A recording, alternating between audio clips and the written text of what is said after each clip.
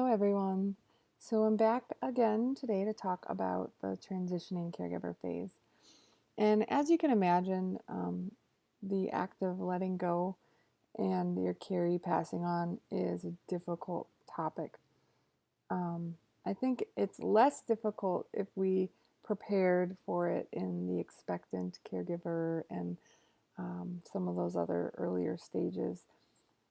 But it is a difficult topic, and I want to walk through with you guys a few stumbles and steadies that we can take along our transitioning caregiver phase to really kind of help us cope with this big change in our life.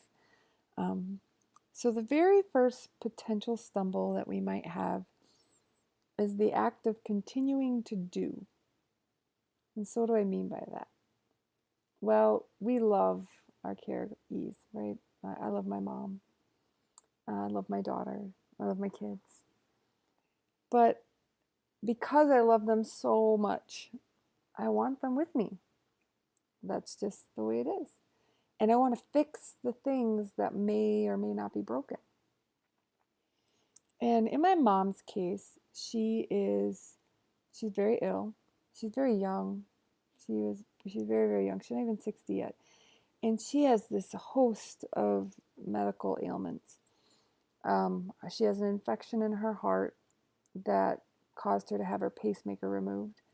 So her heart is functioning at like 45% or less.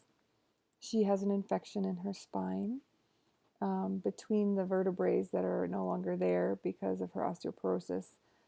She managed to crush them and turn them into powder. She has COPD.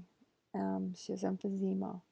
She also has that same infection in the spine and in the heart, and it's flushing it through her bloodstream, and a bunch of other stuff. So there's a couple options, right, for her and for her care.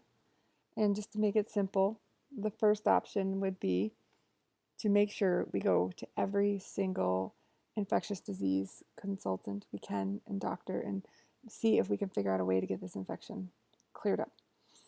And we can go to every single cardiologist in the state and find the absolute best cardiologist that can find a way to get that infection out and put a brand new pacemaker in and make sure and get her through surgery. And oh, by the way, she has two carotid arteries that are blocked at, one's like 90 something, one's like 70 something.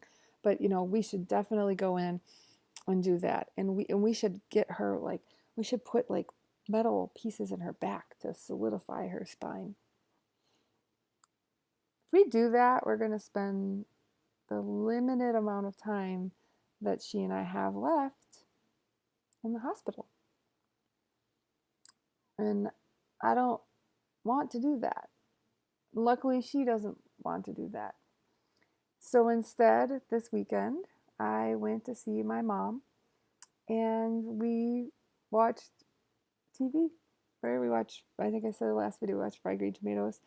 And we had McDonald's because neither one of us wanted to cook. And she's not supposed to eat it. She didn't care. And she smoked a cigarette because she's going to die anyway and she doesn't care.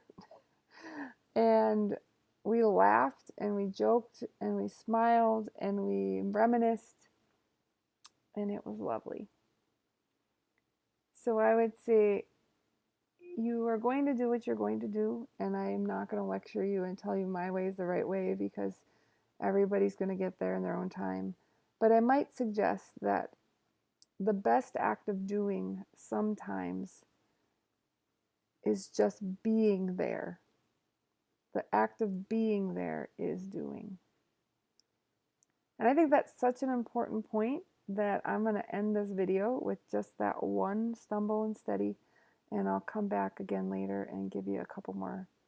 So like and comment, let me know what you think. Hopefully you found some hope and seeing someone else that's making it through. And I'll talk to you guys again soon. Bye.